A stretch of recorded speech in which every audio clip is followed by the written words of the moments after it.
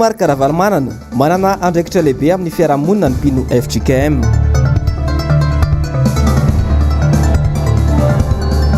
Vakoka eny Alasoro tsy azo ekena ny fampitehana azy hoy ny ben'ny tanàna.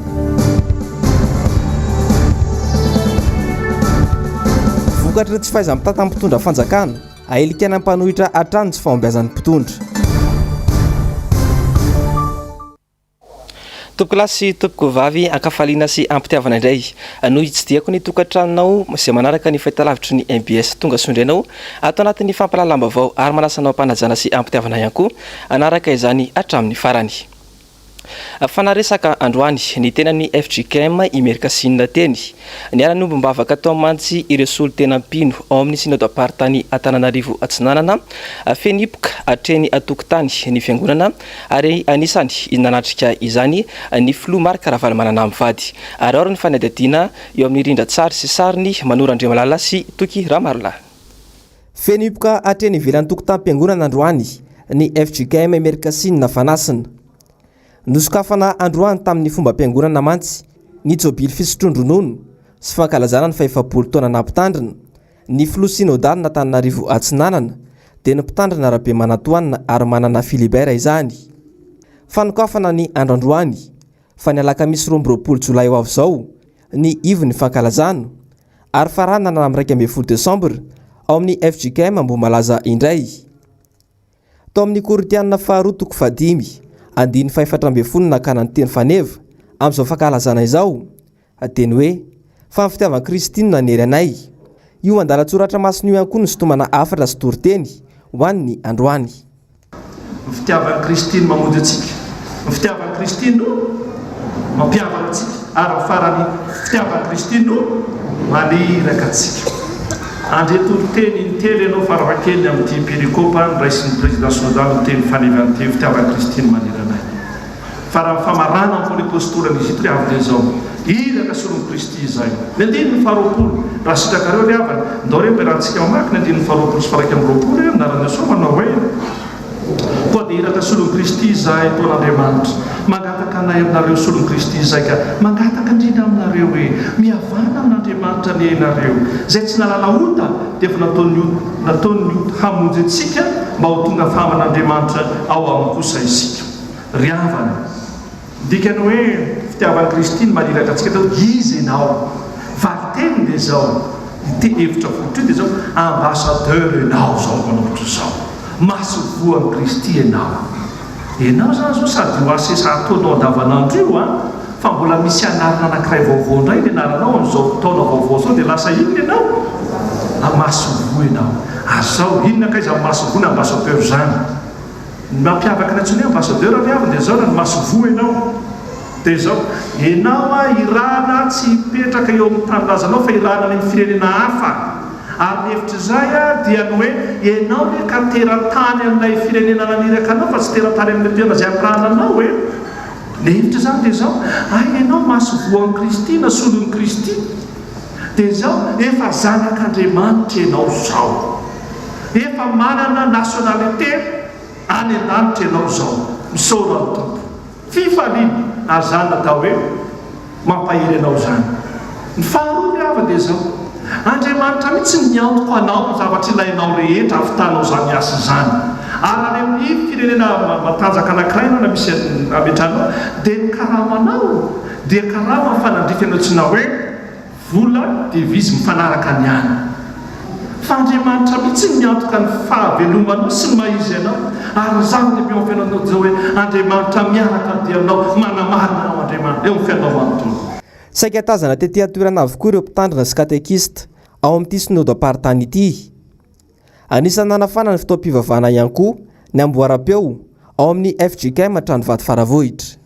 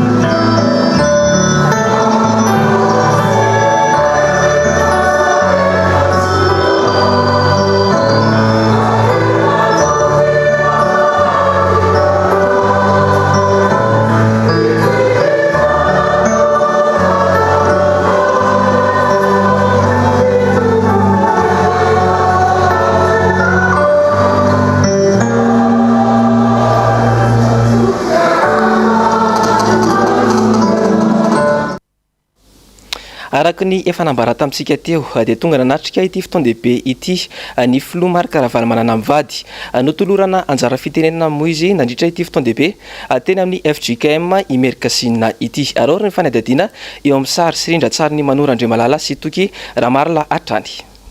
Raha niara ny ombom-bavaka tamin'ny mpino sy ny tompona andraikitry ny fampianarana eo amin'ny sekoly FJKM Omaly ny filoha Marc Ravalomanana teny amin'ny FJKM Rivony Mamiteny dia niara ny ombom-bavaka tamin'ireo mpino ao amin'ny FJKM Imercasinina indray sy ny vadiny androany.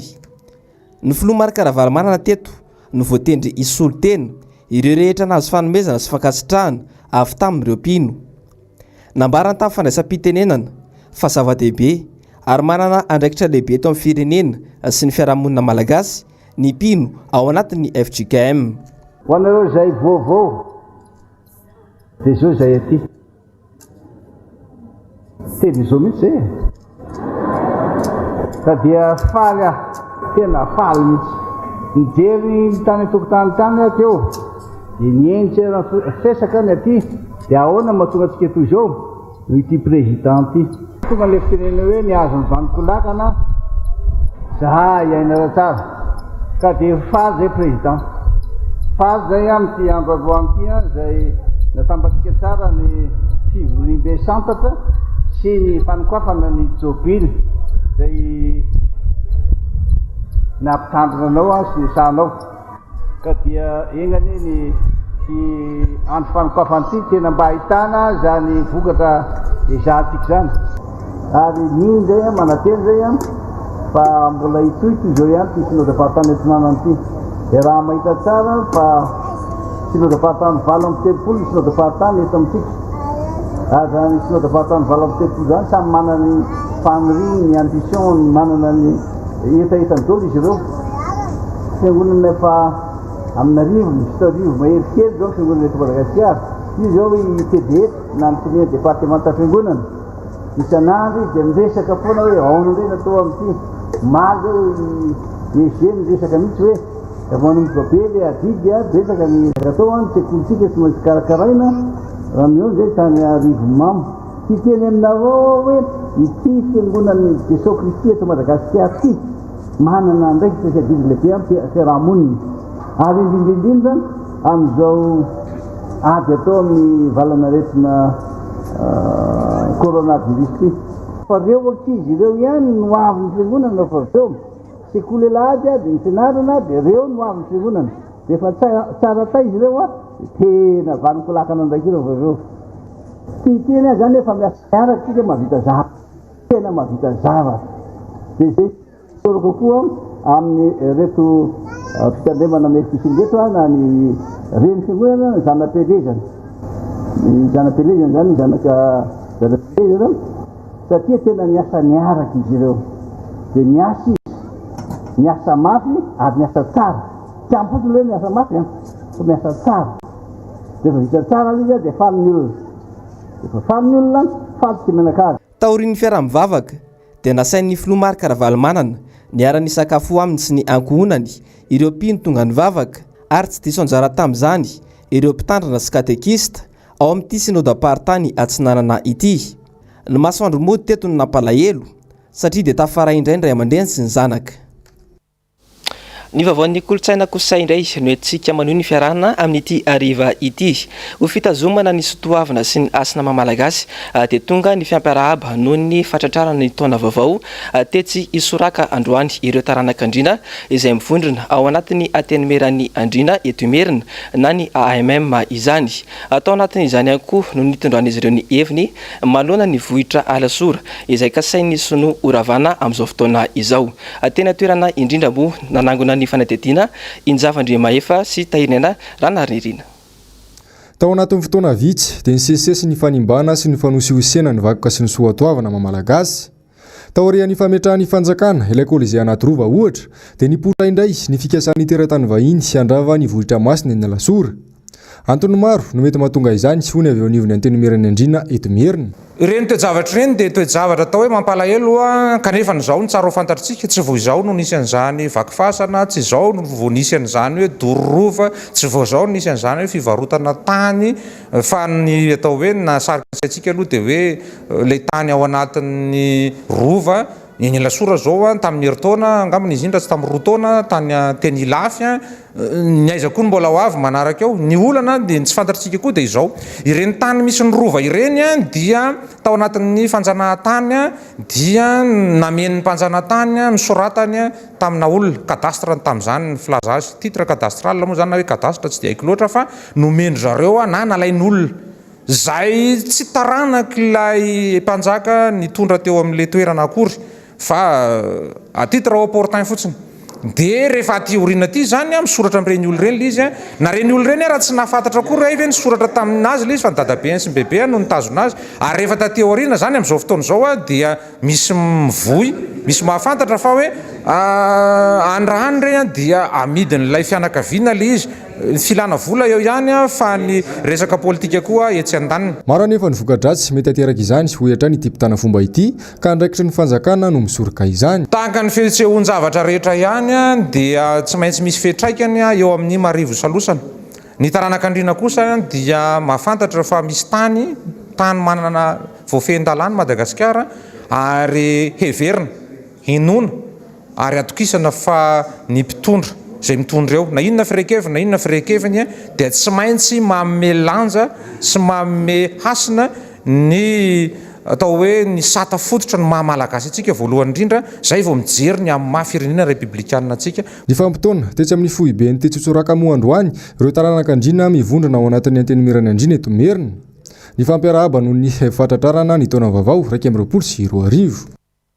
Eo amin'izay lafim-baovao izay hatrany dia taorian'ny fanambarana izay nataon'ireo taranak'andriana teny amin'ny komuna Alasora ny alarobia lasa teo dia nisy ny fanambarana izay nataony teo anivon'ny komuna indray androany. Nisy araka izany ny tafa ho an'ny mpanao gazety izay nataon'izy ireo ho an'ny androany. Germaine Menjanary teo amin'ny sariny Mateo Prince.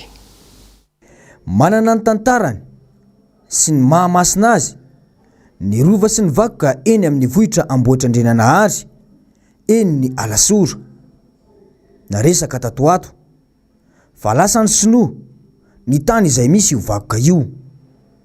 Mazava nefa ny voasoratra sy ny lalàna eto amintsika fa tsy azo amidy amina teratany vahiny na tsy mahazo mividy tany eto amintsika ireo teratany vahiny.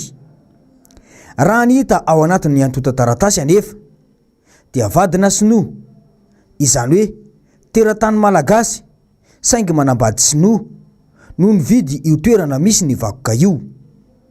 Tsy ekena ny fandravana ny vakoka hoy ny ben'ny tanàna ny komuna Alasora. Voalohany, araka ny taratasy fanamarinana ny tany izay navoaka ny mpikajy ny fananantany eto Antananarivo Avaradrano dia tsy tany mpanjakana io tany io no vidina malagasy manambady teratany sinoa fa nanomboka tamin'ny taona 5telopolo araka ny didim-pitsarana laharana faharoa amin'ny roapolo tamin'ny 7 febroary 5telopolo sy ny didim-pitsarana laharana fahaefatra ambin'ny folo tamin'ny 2 janoary 5telopolo ary voasoratra tao amin'ny boky tany tamin'ny 4 amin'ny roapolo jona 5telopolo dia an'olon-tsotra io tany io no namidin'ny mpandova teo anatrehan'ny notera tamin'ny jona taona 2020. Raha anita ao anatin'ny taratasin'ny tany izay lasa navadina teratany vahiny io dia 2 hektara sy 7,7 ara no velarantany izay novidiny. Efa tazana teny an-toerana nefa ny fiarabe izay hitrongo sy anajarany toerana izay tsy fantatry ny komuna akory ny fisiny sy ny fatongavany ka nahatonga ny fampiarana ny sazy fampidirana foriera ireo fiarabe ireo. Raha nandeha nefa ny fampiresahana dia nanaiky ny tsy hikitika ny vakoka ireo izay nividin'ny tany. Ny tompon'ny tany dia vonina iara-iasa amin'ny komuna Lasora amin'ny fanarenana ireo vakoka ireo ka asongadina izany vakoka izany mba ho azon'ny daholobe tsy diana. Ny fanatanteran'izany fanarahana izany dia anomboka amin'ny herinandro avy io ka hidiny eny an-toerana ny geometra anamarina izany voalaza rehetra izany. Nanamafy ny fanazavana ny amin'ny tsikitiana ny vakoka ao an-toerana moa ny mpisolo vavany ilay vehivavy vadina sinoa izay ny vidin'ny tany io. Na vidinao ary ny tany iny keo ampovoan'ny tany vidinao misy fasany dia iny fasany iny tsy maintsy atokana. Ny tany vidinay anefa dia tiako milaza sy manindry mafy fa tsy misy fasana eo ambony ilay tany no vidinay fa mifanakaiky amin'ilay tany no vidinay ilay vakoka sy ilay fasana izay resantsika no mahatonga resabe ka tiako mitodika amin'ireo olona izay miaro ny vakoka ny tenako raha teo koa dia miaro an'izany amin'ny mahamalagasy ahako fa tsy animbajimba tsy animba tsy anapotika tsy anala satria efa misoratra aminay ilay tany dia manana zo zahay mametraka an'izay zavatra tiana hipetraka eny, manana zo zahay mandeha mivezivezy eny amin'io toerana io. Famalona ny fianaky ny valanaretina coronavirus eto Madagasikara sy any ivelany fa indrindra ny toedra raha misy eto amin'ny firenena dia nisy androany ny fepetra vaovao izay noraisiny avy eo anivon'ny aviation civile de Madagasikara na ny ACM izany. Nzava-ndrema efa tahirinena ranary nirina. Namoaka fanambarana androany ny avy eo anivon'ny aviation civile de Madagasikara fa voarara tanteraka ny zotra-piaramanidina manokana na ny vol privé mivoaka ny Madagasikara. Isy ny fanaraha-maso sy ny fepetra entitra raha toka fiaramanidina hitondra marary ho sabona ny velany. Mila manaraka dingana maro samihafa toy ny famenona ireo antota taratasy ahafahana mahazo fahazahon-dalana. Tsy maintsy manana taratasy fahazahon-dalana avy amin'ny ACM avokoa ny vol de repatriement. Olona avy amina firenena 470 ihany koa no tsy mahazo miditra eto Madagasikara ho fisorohana no mety ho fianaky ny valanaretina Covid-19. Firenena 17 avy eo Europe, 7 avy eo Afrika, 10 avy eo Amerika, 7 ao Azia ary ny avy eo Australia. Hita ao anatin'ity listra minity avokoa ireo firenena mbola voamafy amin'ny valanaretina Covid-19 toa ny États-Unis, Canada, Brésil, Colombie, France, Royaume-Uni, Italie, Allemagne, Belgique, Chine, Corée du Sud ary Japon. Mbola mandray ireo sidina mitondra mpizahatany kosa ny ao Anosy be, mpizahatany izay tsy avy amin'ireo firenena anaty listra mena ireo. Noraisina izao fepetra izao mba hisorohana no mety ho fianaka ny valanaretina ary koa fisorohana no mety hisian'ny fanondranana tsy ara-dalàna indray ho hatrany ny fanambarana. Vaovao ny fanabeazana kosa indray dia manana ny fomba fitezany ny ankizy ny tontolon'ny skotisma malagasy na amin'ny ara-panahy io na ny amin'ny fitondran-tena sy ny sisa. Nanomboka androany moa ny fiofanana atsimoka ho an'ireo mpanabe ho an'ny mpanazava faritany Analamanga atsimo. Nzava-ndrema efa tahirinena hatrany. Tsy azo idivirana amin'ny fampandrosoana ny firenena ny fanabeazana ny olona ho aminy.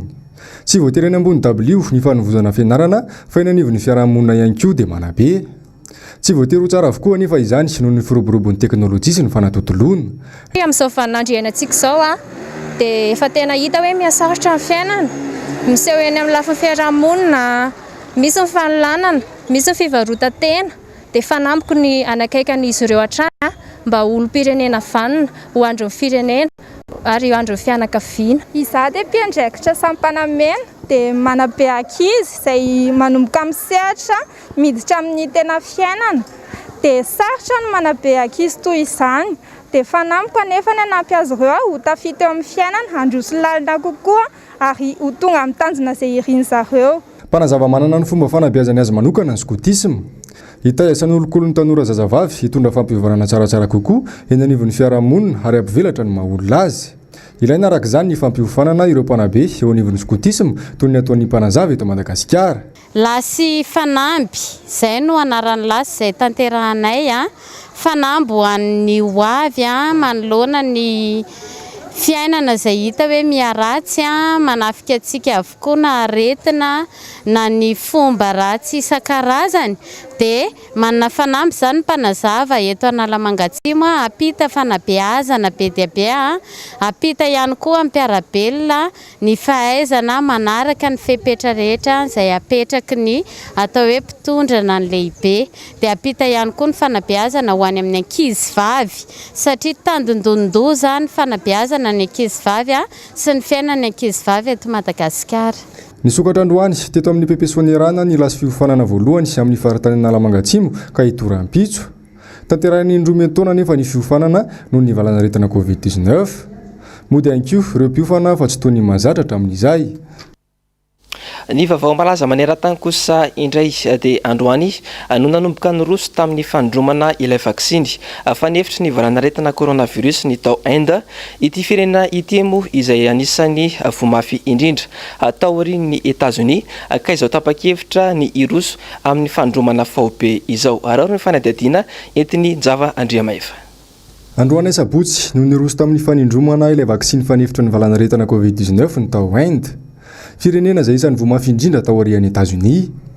Olona mahery 300 tapitrisa no kasain'izy ireo vitaina vaksiny hatramin'ny volana Jolay ho avy izao. Nisitraka izany voalohany ireo mpiasan'ny fahasalamana, ireo marefo sy ireo be antitra. Vaksiny karazany roa no atsindrona dia ny vaksiny novokarin'ny Bharat Biotech sy ny AstraZeneca Oxford. Mahatratra 10 tapitrisa mahery moa ireo marary ny Covid-19 amin'izao any Inde any. Raha toa ka mahery ny 5,000 raiala ireo efa namony ainy.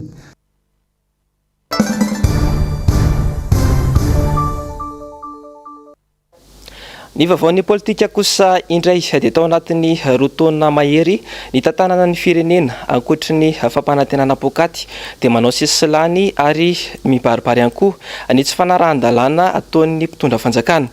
Vidim-bary volamena kere sombony ihany ireo inona izany no iandro ny vahoaka malagasy mandritra ny taona ho avy manaraka ary ora ny fanadihadiana entin'ny Ravirazavimahena sy Tahiriniana Ranarynirina momba izay. Atao anatin'ny roa taona mahery ny joroan'ny fanjakana vaovao saika fahafahambaraka ho an'i Madagasikara ny betsaka. Anisan'ny fiamoran'ny firenena malagasy eo amin'ny laharana farany mandry indrindra sy ny fahoriana menjady amin'ny vahoaka.